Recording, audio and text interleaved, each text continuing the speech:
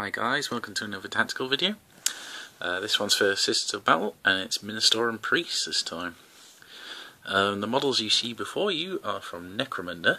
They are my stand-ins for priests at the moment. I'm working on some kit bash priests, so for the time being I tend to use these models. So priests are a funny kind of unit. There's something that used to be pretty much rubbish in the old codex. Way too expensive for what they did. Now they have changed with new rules. The best way of thinking of them is kind of like a mini chaplain, but the benefits they give to your army, any army for that matter, if it's Imperial, are massive. They are easily one of the best units in the codex now. But how they work is they are in the HQ section, and of course they don't take up a slot on the force organisation chart. You can have 1 to 5 per detachment, okay, and basically they come stock with fairly decent stats compared to the old days. They are only leadership 7, which is an issue, which I'll cover in a bit. So you get 5 up flak armour save, which doesn't particularly matter because you have a 4 up Rosarius invulnerable save, which is much better and actually pretty decent invulnerable save. You get 2 attacks base, but you have a las pistol and close combat weapons, so of course you get 3 attacks base. You only have 1 wound, your initiative free, as usual, strength free, toughness free, weapon skill free, so pretty much the same as a normal battle sister, only that your ballistic skill is free instead of 4, so you're only hitting on 4s when shooting, so not quite as good, but you know, that's not really what these are for. Now that said, the upgrades for them are actually pretty cheap. Like, you can take a bolt gun for 1 point, you can take a bolt pistol for 1 point, that kind of thing, and you can actually take things like melter bombs on them, which is pretty good. You can take auto guns, although why you'd take that instead, I don't know, it's just for show really. They do come with frag and crack grenades as standard, so that's really nice. They can take power weapons, and they can even take eviscerators, which is very, very nice. All of these are great. If you're going to give them a power weapon, I would suggest the Power Maul. Reason being, it boosts up their strength to 5, and it works with their special rules, as I'll tell you later. So I guess I should go over their special rules. Okay, first off, they are zealots, so they give a unit fearless, and of course they're fearless themselves, and they give them hatred, so you're re-rolling to hit. The unit is re-rolling to hit on the first round of close combat. That's not if you charge, that is on the first round of combat, so even if you charge or if you were charged in return, you still get those re-rolls to hit, and that is pretty massive in close combat, where most things are hitting on 4s, so you know, it's not like shooting. You would actually miss more in close combat, especially with Sisters of Battle with their weapon skill free, so it's a huge benefit. Of course, the Fearless is very nice on units that don't have the Space Marine kind of rules. So being Fearless prevents you from running and getting wiped out, so that's really, really nice, and you can stay there forever. Their invulnerable save's good, but I wouldn't really tank with them because you don't want them to do that. The best thing about them is that they're independent characters, so this means even if they're in a unit, they can just hop out, join other units if they need to, even form a unit of priests or with other independent characters if need be. So it's very, very nice to have, and of course you've got the lookout setter on the 2-up while they're in a unit, so it keeps them alive a lot longer. Excuse me. So yeah, the main special rules is that they have war hymns. War hymns is basically a choice of 3 things that you can do. It's kind of like Act of Faith. So, one of the war hymns is that you can re-roll all your armor saves for the close combat. Sorry, not just armor saves, any saves in close combat. And this, well, I'll go over that in a minute. So that is very nice, because it applies to the entire unit. So if you have a priest and he tries the war hymn, you can make your entire unit re-roll their saves, armor saves, invulnerable saves, whatever. So that's very, very nice. The other one is that you can make them re-roll to wound. which is also very nice, especially with strength 3 models. You know, it's pretty good. Now, as you can see, if you take a power weapon with that, you're much more effective, and of course you reroll to hit as well. So you know, it's good. You got these options. The last one is that the priest gets the smash special rule. Now this was kind of nerfed with 7th edition because smash is now just a single attack if at double strength. However, it still applies the AP2 bonus to all of their attacks. This is why the power mold is good, because not only does it have concussive and strength 5 on a priest, but it would be AP2 as well and striker initiative. So that means you're going before other things like power fists and that kind of thing. So very nice, really. And also it's cheaper than an eviscerator and wouldn't go last like an eviscerator.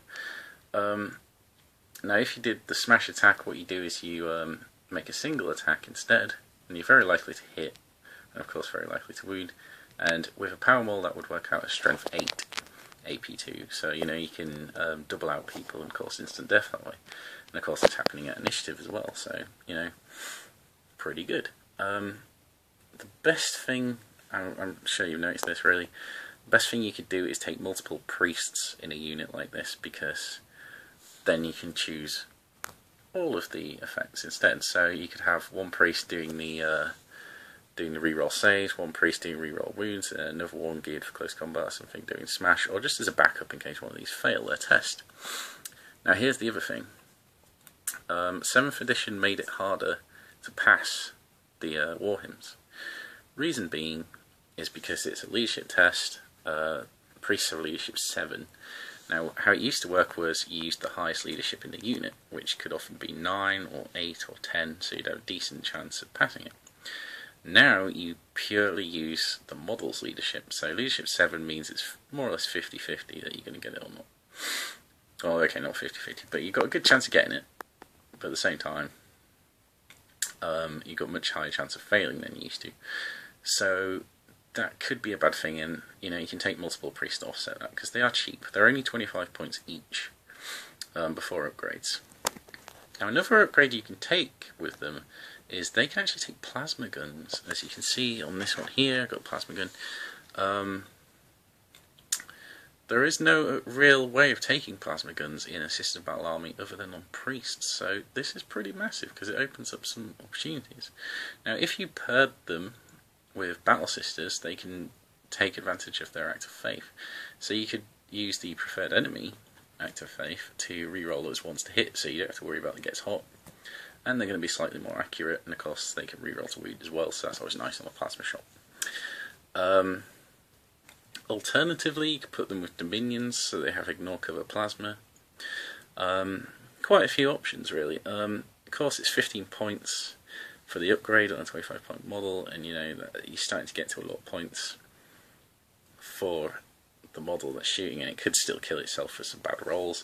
And of course, being ballistic skill 3, they're not going to hit quite as much as Battle Sisters, so it can work, but what I find is that in Battle Sisters at least it kind of confuses their rolls, so it's nice to have the plasma option, but my personal taste is I'm not a huge fan of plasma in general. So as a result, I don't personally take it, but as I say, it can work. Yeah, so you can take relics on these. You could take the Mace of Valan, which is basically a special power maul that works very, very well against demons, anything with the demon rule. So that's nice. Fair bit of points, but again, cheap enough to kind of factor in there. Now, the main two advantages over Sisters of Battle priests over any of the other Codex ones, because Inquisition and Imperial Guard, or whatever they're called now, Astra Militarum, can both get priests as well. The main advantage Sisters of Battle have is this. Firstly, you can take 5 per detachment, as opposed to 3 in the Militarum one. The other thing is, of course, they work with other allies, so they work with all these armies anyway, so better to take Sisters of Battle ones. But here's the main thing. There is a relic called the Litanies of Faith, which allows you to automatically pass any acts of faith, but also war hymns. And of course, a priest can take this, and it's 15 points. So if you put this on a priest in a unit full of other priests as well, that means you're automatically passing not only your Acts of Faith, but the war hymns. So if you take just 2 priests in a unit with litanies, then you have reroll all your saves, reroll to wound, and reroll to hit on the first turn of combat. Now obviously that is massive, especially considering everything has invulnerable saves in Sisters of Battle. You can tie up anything. In the previous edition with power mauls, and because the way the smash rules worked and you only halved your attacks instead, so I was getting 2 attacks per priest at strength 8 AP2, I was able to wipe out a full strength Wraith Knight in 1 turn, which of course was very nice. So you know,